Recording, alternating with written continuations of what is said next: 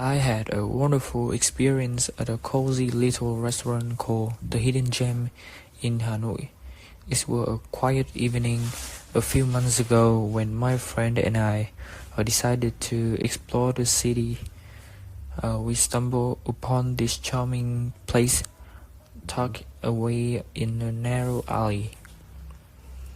The moment we stepped inside, we were greeted by a warm and inviting atmosphere. Atmosphere. The restaurant decor was simple uh, yet elegant, with soft decor was simple yet elegant, Yet what? Simple but yet what?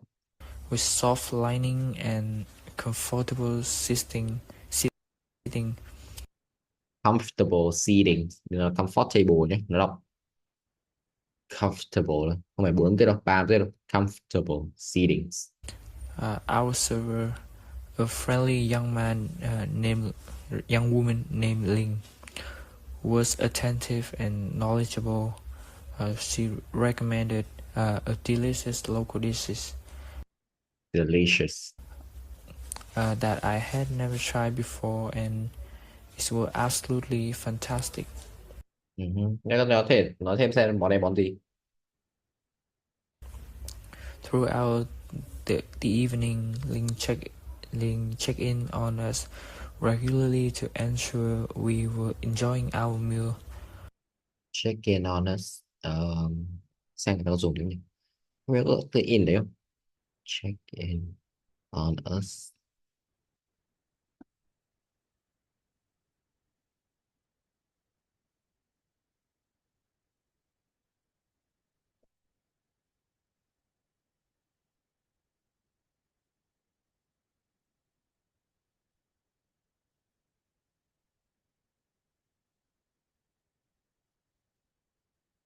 Probably check on thôi, không phải check in on. Check on là được.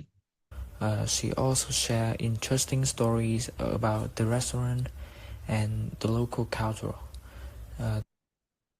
The overall service was impeccable, and it made our dining experience even more enjoyable.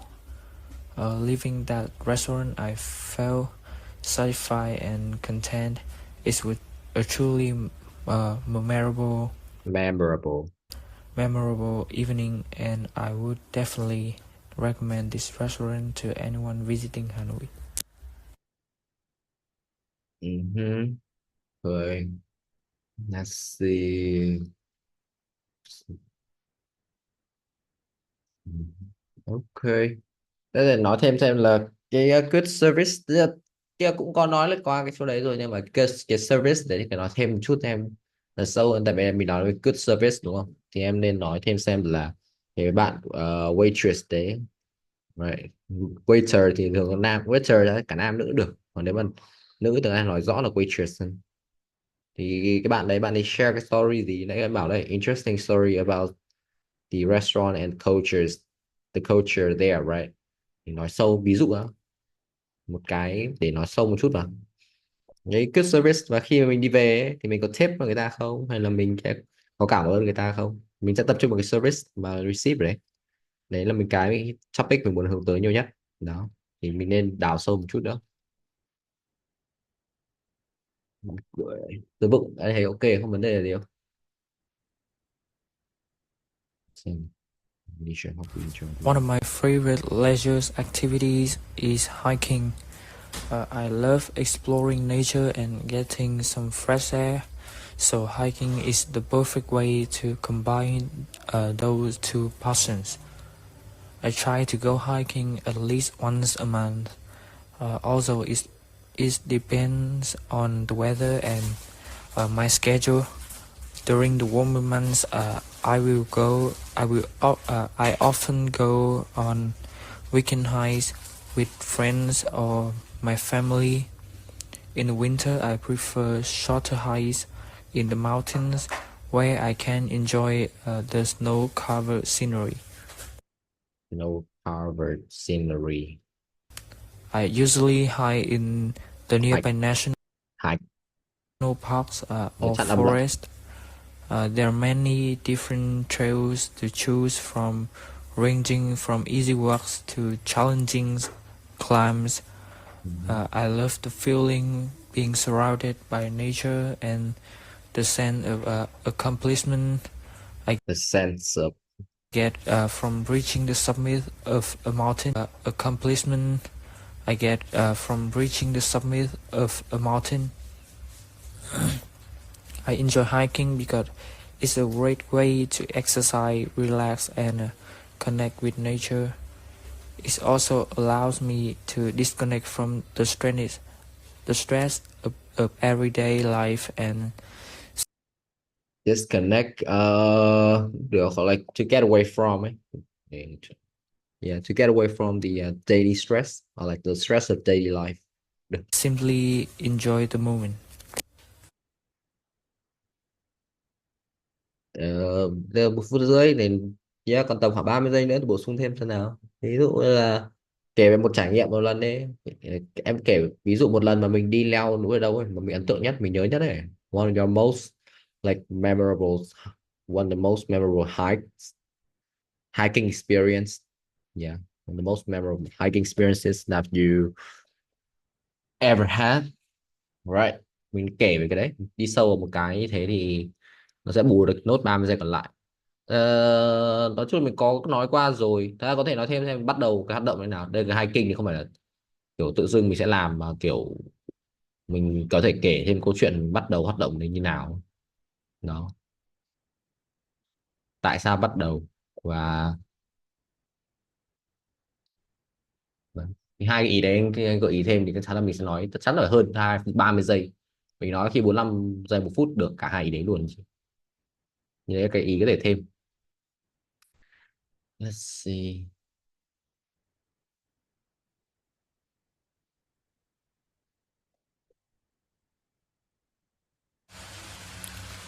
One of the most challenging goals I ever pursued was learning a new language. I've always been fascinated with new language. I've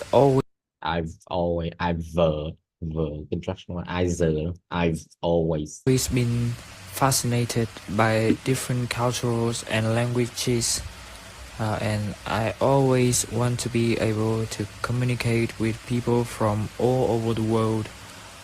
cái từ đấy đọc the world nhé, the world nhé. Hai cái nó những kiểu nó đọc giống kiểu hai tiết ấy, đọc chữ word xong rồi world, all over the world. However, I never thought I had the language learning ability. I decided to take a Spanish course at my local community college. The early stages were incredibly difficult, and I struggled to understand the grammar and pronunciation.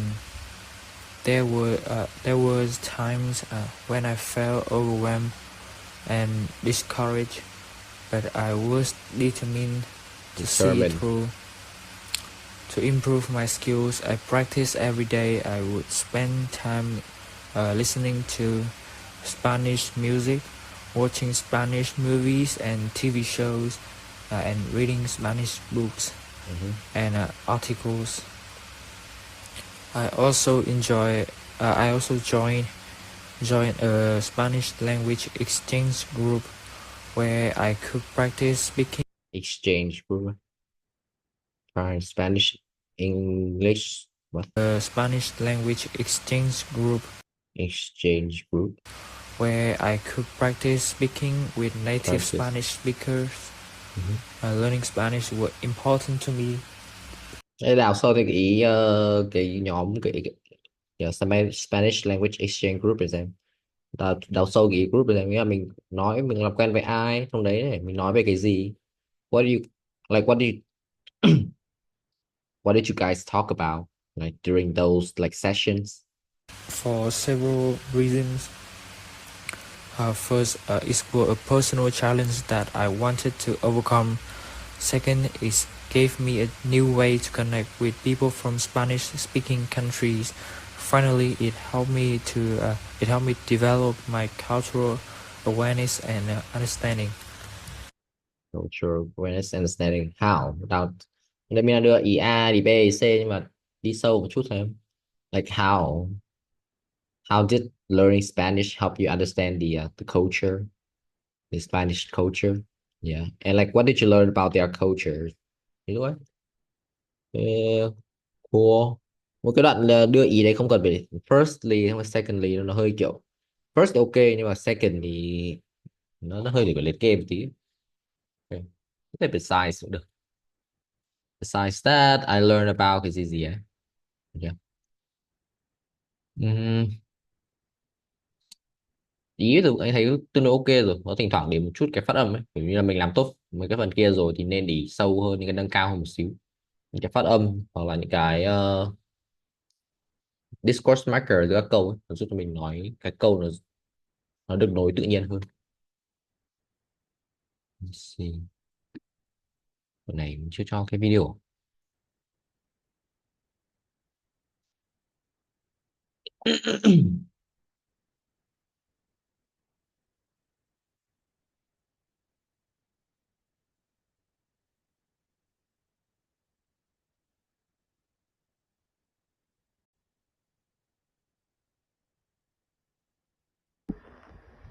Describe a good survey you received.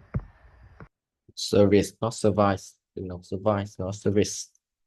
I said today I will talk about the best experience I've had with Great Survey was at a small Vietnamese restaurant in Hanoi called Bún Chả Hương Liên, which is famous for its tradition dish. Bún Chả Traditional dish. is was about 6 months ago. Bún Chả is was about 6 months ago Six, nhớ để em sờ của những ending sound em sờ ấy để âm cuối. when I went there with a group of friends who were visiting out from from our town, our city. The restaurant was quite busy when we arrived, as it's very popular with both locals and tourists. Despite the rush, the staff welcomed us warmly and quickly uh, found us a table. Found us a table or like quickly like showed us our table, được chỉ cho cái bàn chúng tôi. What impressed me the most were how affectionate they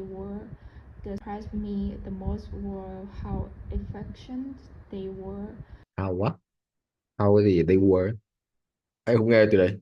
The servers moved quickly, but they Not the servers, like the waiter or like the waitress. never appeared rushed.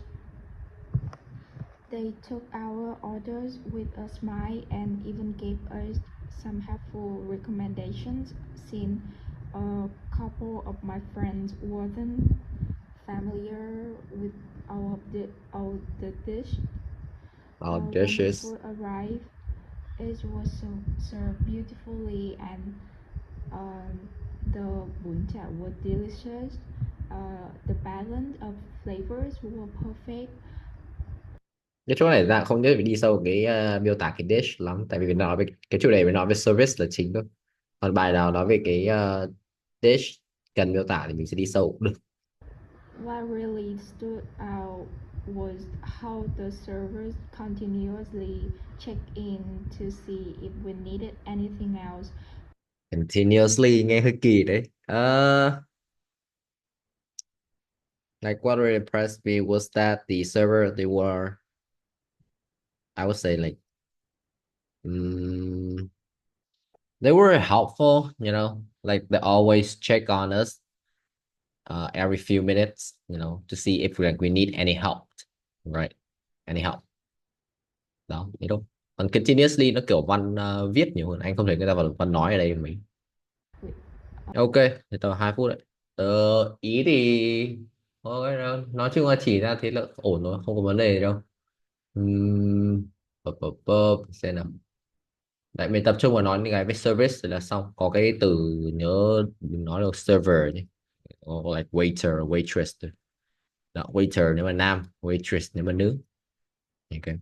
Uh, they know without being and food and friendly support for our work using the experience Đang turn nói gì tận 3 phút đấy. Và mày nói nó có hai speaking part 2 có 2 phút rồi, mình nói tận 3 phút rồi.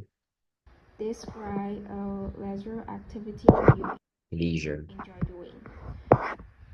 Uh, my favorite leisure activity is cycling. It's a hobby that keeps me active and let me explore new places, which I find both refreshing and exciting. I try to go cycling about 3 or 4 times a week, depending on the weather and my schedule. Chỗ đây không có thể sửa nhá, em có thể nói depend on được, tại vì kiểu mình đang nói thì mình tự nhiên sửa là hơi kỳ đấy nhá. Nếu mà mắc lỗi nói tiếp thôi, không vấn đề đâu.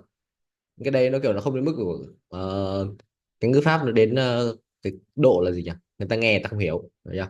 Có những cái chỗ mình có thể nói sai cái pháp xíu, hoặc là depend với depending giám khảo nó chả đến check cái phần đấy đâu đấy nhá. On weekends, I usually ride for longer periods, but during the weekdays, I would take shorter rides around my neighborhood or in local parks. It's a flexible activity that I can fit into my routine whenever I have free time. I can fit, not fit, fit là cái bàn chân đấy. I can fit into my routines. I usually cycle in my local area, but I also love riding along scenic routes outside. But I also love riding along scenic routes Scenic, scenic, I'm not sure cái từ đấy là gì ấy. outside the city. There are beautiful park nearby with long paths that are perfect for cycling. Long paths that are perfect for cycling. That is perfect, that are perfect for cycling đấy. Um, Also, I joy, joy group rides with friends, Yeah. and we head out to quieter, more rural areas where we can enjoy nature. More quiet, yeah, more quiet and rural area. Join like group ride. Also like sometimes I also, like go cycling with my friends. And get away from the bustle and hustle Hustle and bustle. in Nhớ of check phát âm nhá, dùng cụm nào và check phát âm cụm đấy ấy. city. What I like most about cycling is the scene of freedom it gives The sense of freedom, not the scene, the sense. me. It's not just a form of exercise, but also a way to clear my mind, and I enjoy the fresh air, the scene of movement, and being Sense. able to cover long distance while discovering new areas. Ok, nhớ tầm 2 phút rồi. Ờ, Ý ổn rồi. Nếu mà có muốn thích nói về quá khứ, có một cái nếu em muốn gọi là gì nhỉ, cho nó rộng ngữ pháp một tí, dùng nếu quá khứ đơn ấy, thì em có thể nói về cái ý như là em bắt đầu với cái hoạt động như nào, like how did you take up this, I would say like a hobby, right? How did you take up this hobby, ví dụ. Thì để mình sẽ, nếu mình nói về quá khứ đấy thì chắc chắn là mình sẽ thêm quá khứ đơn vào trong cái bài nói của mình, thì nó sẽ đa dạng ngữ pháp hơn thôi. And cycling is a great way to stay healthy and keep fit. Ok. Rồi. Từ từ nó kiểm trả lời 2 phút đấy ạ. Nếu mà muốn nói cái ý ý kiến của em thì nó không, nó khá là stay on topic rồi, nếu không có vấn đề gì cả. Được chưa? Cuối này thì đi thi giám khảo khả năng cao nữa, không kịp để có thời gian để cho mình nói đâu. Cứ hết 2 phút tôi ngắt rồi. When I decided to learn how to swim to achieve a number to work. Despite a time when you had to work hard to achieve a goal. I remember the time I had to work hard to achieve a goal was when I decided to learn how to swim. This happened about This happened, not happened, it happened. Chặn âm lại. This happened 2 years ago when I realized that my poor swimming skills were holding me back from fully enjoying outdoor activity with friends, especially at the beach or pool. the beach, the beach. Kéo căng qua e, kéo căng qua, not the beach, the beach. Okay. My goal was to become a confident swimmer within about in 3 months. At the first, it At seemed first, so daunting because I had always been a bit afraid of the water and I didn't know two proper techniques. To overcome this, I joined a swimming class. To overcome this, I joined a swimming class at I joined, not I enjoyed. To yeah, to overcome this, I decided to join a swimming class. a local pool where I practiced 3 times a week. In the first lessons, focus on basic technique like floating, Basic, not basic. breathing, and kicking. I found it challenging, especially controlling my breathing while Breathing. in the Controlling my breath, đúng hơn. Breathing, một là breath, hai là breathing. water. To improve that, I also practice on my own during the weekends, focusing on the technique I found hardest slowly. On the technique I found hardest slowly. I find cái gì? Hardest slowly là sao? Anh chưa hiểu ở đây lắm. Uh, my fear of water decreased as I gained more confidence. Decrease, the fear decreased lắm. Slowly, I was no longer fear of water. Ví dụ ấy. Or like my fear of water, slowly disappear. Ví dụ ấy. Biến mất dần, thế còn giảm đi. My Confident. instructor were very support and helped me correct Supportive. my mistake. We sped up my progress. This goal was important to me because swimming is not only a valuable life skill but also a great way to stay fit. Fit. Nó fit. Fit. Fit. Đọc dứt khoát cái âm ấy. Fit. Phải fit. Fit. I want to feel confident and safe in water during trips with friends. After 3 months, I was able to swim comfortably and even Comfortably. Right. Ok. Tương tự nãy phải tầm khoảng 2 phút rưỡi vậy. Ý thì ok, không vấn đề gì đâu. Có một số chỗ này để phát âm một số cái từ nhé. Nghĩa là mình phải cẩn thận một số cái từ phát âm. Từ vựng anh thấy là không vấn đề gì. Có thỉnh thoảng anh sửa, anh gợi ý thêm một số cách diễn đạt cho nó tự nhiên thôi. Còn về từ vựng anh nhìn chung thấy khá là rõ nghĩa. Đó, không có vấn đề gì. Tiếng Pháp chỗ này đấy mình nói về cái giai đoạn mình tập bơi ấy, thì đang nói về quá khứ thì nó cũng sẽ giúp mình diễn đạt kỳ nó hiệu quả hơn. Đó, cái ngữ pháp nó linh hoạt hơn rất nhiều ở câu này. Thì có cái thứ nhất anh vẫn cần mình cẩn thận là cái thời gian. Yeah. Ví dụ trong mấy topic này thì mình nói nó vẫn vào topic thôi nên không vấn đề gì, còn topic khác thì cẩn thận là mình sẽ bấm giờ 2 phút ấy, để mình đảm bảo mình nói không bị quá giờ, được chưa? Chứ không hết giờ mình chưa nói xong là cũng hơi nguy hiểm.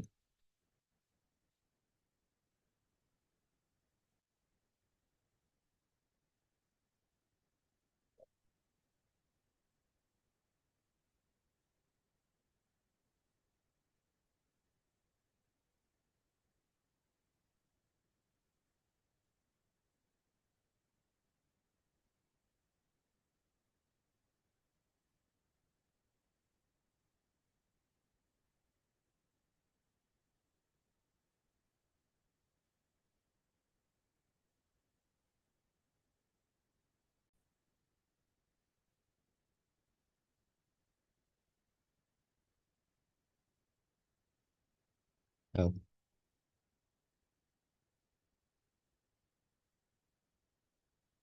Những video này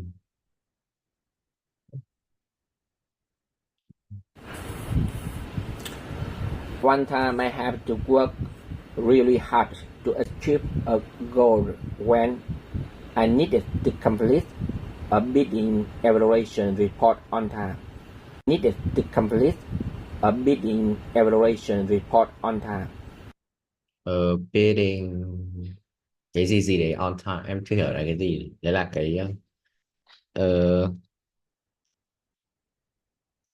cái activity đấy là cái gì? Ừ.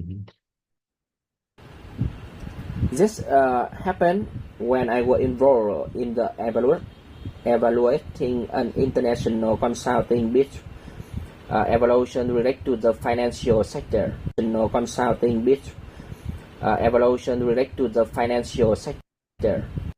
Evaluate. I was involved in evaluating cái gì để em nghe lại. When I was involved in the evaluating an international consulting bid evaluation related to the financial sector. Cái đoạn đấy em đang chưa rõ lắm, em cứ thể đoán mang máng thôi nhưng em không nắm được cái ý rõ ở đấy. Ở đấy mình đang ngắt nó không, mình đang ngắt nó hơi lạ nên em đang chưa hiểu lắm. Nhưng mà liên quan gì đến cái đánh giá cái công ty consulting financial sector, right? Anyway, phải xem. The evaluation had a Evaluation. tight deadline. The evaluation had a tight deadline. Tight deadline. Deadline. A tight deadline. And it required a lot of coordination and effort. Coordination. Deadline. And it required a lot of coordination Coordination là gì nhỉ? and effort from everyone in the team. To achieve the goal, I had to take the leadership role and convenience team members to work. I had to take the leadership role and convenience team members to work. Cái đoạn leadership role em có thể nghe được, những đoạn sau anh đang nói nó lì thành một từ em đang không biết cái đấy là gì. Ở đấy mình diễn lắt ra. To achieve this goal, I had to become the leader. And anh thêm pause lại tí and hoặc cái gì này nó chậm cũng được. Không nhất thiết phải nói nhanh đâu anh. I had to take the leadership role and convenience team members to work extra hours to ensure we can meet the Deadline. and can submit our result to the board of BOD. The board of what? Can submit our result to the board of BOD. I also make sure that its text were divided. I also make sure that the text were divided clearly among the team members. That the text. Cái từ đấy được là text nha anh. Cái đấy mình đọc thấy là cái từ task này anh đọc chữ S chữ K nó là task. The task thôi mình khờ lại được task. Còn cái đọc text là ra cái từ này, thật ra nó không đúng là text này lắm nhưng mà nó ra từ này. Yeah, task là chữ K chứ chữ S này chưa nói một lần trong cái bài về SES rồi. The task Were divided clearly among the team members so that everyone knew exactly what they have to focus on and what the other member need to support more. the support This way we could work more efficiently and avoid any this way we could work more efficiently and avoid efficiently. any overlapping in responsibilities. The goal were especially important for me because it was style how international financial were especially important for me because it was style how. Anh đừng nói nhanh nha anh, mình đang bị nói nó vội ấy, mình đang kiểu cứ phải nhét nhét để có những cái đoạn mình nói sẽ bị ngắt nhưng mà đoạn mình nói lại liền quá, nó phải ngắt nghỉ đúng chỗ cơ, chứ không mình nói cái đoạn nó liền quá thì nó cũng không phải là một cách nó không phải phát âm chuẩn. mình phải ngắt nghỉ đúng chỗ. Có những cái đoạn nó là cụm thì mình đi liền với nhau, còn những cái đoạn mà nó không phải là cụm thì mình có thể nói ngắt nghỉ đó. International financial organization like international bank would evaluate the capacity of Vietnam engineer and experts. It was financial were especially important for me because it was style how international financial organization It was like how organizing, cái đoạn em hiểu. International bank would evaluate the capacity of Vietnam engineer and experts. If Cái này em cũng không hiểu. we could complete the report on time with high quality, it could demonstrate that the person Demonstrate. Mình đang dùng nhiều từ khó đấy anh, em nói thật là mình đang dùng nhiều từ khó quá nên là mình cái là và từ này nó phát âm rất nhiều âm tiết ấy. Mình đang dùng cái từ thế là khó, và thứ hai là phát âm rất nhiều âm tiết nên là đôi lúc mình sẽ rất khó để có thể nói nó tự nhiên được. Và nó phát âm chuẩn đó. Anh thử nghe lại những cái câu trả lời của các bạn khác trong cái video này nhá, cái hai bạn trước như là bạn của bài của An với bài của Mai ấy, thì các bạn có dùng một số từ khó nhưng mà nhìn chung nếu anh để ý thì cái từ vựng bạn này nó tương đối dễ, nó không có gì khó đâu. Bạn tức là bài những bạn ấy em không phải sửa nhiều quá về từ vựng. personal Vietnamese personal expertise and Vietnamese personal engineering have a Chỗ này mình đang nói hơi sâu hơn này. Cái đoạn giữa đây có thể nói qua thôi. Không cần phải nói chi tiết quá ấy là cái bảo anh có thể nói important to me là được. This task or like this assignment was very important to me. Sau anh ấy nói qua những khó khăn lúc mình làm cái đấy, như là nó khó với mình như nào, những cái challenges mình có thể mình gặp phải vấn đề là gì. Tại bây giờ mình nói hết 2 phút rồi nhưng mà em vẫn chưa thấy có nhiều cái challenge ở đây với mình lắm. Nhưng mà mình có nói mình phải làm gì, mình chia nhóm công việc cho mọi người, nhưng mà với anh thì anh nó khó với anh như nào nữa thì em chưa thấy đâu, mà hết 2 phút rồi đó. Thì mình phải tập trung vào những cái thông tin quan trọng, nghĩa là đề cập được cái challenges này và mình cảm là how did you feel during that time, during that project, you know, and after that, like, did you manage to, let's say, achieve that goal? I think you did, right? And how did you feel when you achieved that goal? Đó, những cái thông tin đấy mình nên để lên trước. Còn những cái thông tin kiểu như là nó quan trọng với tôi bởi vì này này thì cái đoạn đấy nó hơi khó nói thì anh có thể bỏ qua cũng được, không nhất thiết phải nói. Hiện tại mình phải biết là cái hiện tại cái khả năng nói mình nó chưa thể nói được ý nó sâu mà nó dễ nói được thì mình không nên tập trung vào ý khó, mà nên tập trung nói ý dễ đó. Cái topic bài 1 này anh chưa ý tưởng, anh có thể xem hai cái bài trả lời trước của bạn ấy. Các bạn ấy nói về cái chuyến đi cái việc đi ăn ở nhà hàng gì ấy thì cũng là một cái khá là ok để mình có thể tham khảo cái service. Một là mình đi nhà hàng, thường nhà hàng có nhiều cái nói hơn, hai là đi cà phê cũng là một cái có thể mình tìm câu chuyện đó. Cái topic thứ hai leisure activity thì em chưa thấy cái link em ấn vào nó bị lỗi, nó không nó chưa thấy ra thì anh thử check lại này cho em nhé. Cố gắng ở phần này phải nói nó ngắt nghỉ nó hợp lý nha. Có những đoạn mình đang ngắt nghỉ là nói nó ngắt quá nhiều, nhưng có những đoạn thì mình nói lại liền quá ấy. Nên là cái người nghe người ta cũng không nghe ra được. Bây giờ anh thử làm việc là anh thử bật lại cái phụ đề của cái YouTube lên ấy, xem nó nghe được mình không. Và thứ hai là mình nên thử tự nghe lại bài của mình và mình thử viết, mình nghe mình transcribe lại các cái từ đấy xem mình phát âm chuẩn chưa, xem là mình nghe được là cái từ phát âm của mình đấy là gì không. Nếu mà mình không nghe được thì đấy là một cái dấu hiệu để cho thấy là mình đang phải sửa đến phát âm. Tất nhiên là đầu tiên anh nên check từ YouTube. YouTube nó có phụ đề. Cái phụ đề của YouTube nó là đã là khá là gì nhỉ, thoải mái với việc check cái phát âm rồi, tại vì là có những cái chỗ bị phát âm thì không chuẩn nó vẫn nghe ra, nhưng mà nếu mà mình phát âm nó lệch quá thì đấy là dấu hiệu mình phải sửa.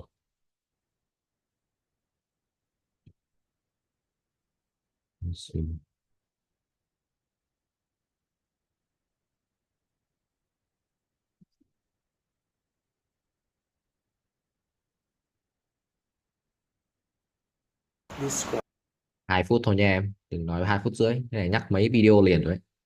Good service you receive. Actually, I'm not go much, so that I'm not receive much. I don't receive, đừng nói I'm much. Nó là có phải động từ nối nhỉ? I don't receive mà. The service, but I think when I go to the restaurant, I also had a receipt, and I think it also have the good receipt at there because also had a receipt, and I think it also have the good receipt at there. Not good receive, good service nhỉ? Thế là receive. Hai từ này đọc khác nhau nhé. Một từ là service, một từ là receive khác nhau mà. Lúc nói cẩn thận nhé, đừng nói nhanh quá nhá, nói chậm thôi, nói từ tốn thôi. Nói nhanh là mình không kiểm soát được cái phát âm đâu. Nói từ tốn thôi. There because the first time I went to the restaurant, I also meet the person who served there, and I also asked some foods. They also tell me Vấn đề đấy là đâu á? Tôi tuyển where is that place? very well, and their attitude is good. They also smile and often give me the advice when I choosing the foods I want to eat. And I also maybe choose the foods and then they bring to me. If I need help, they also help me through. But actually, I think they serve well because they know that they want to earn the money, and they cannot make their passengers. Not passenger. Why passenger here?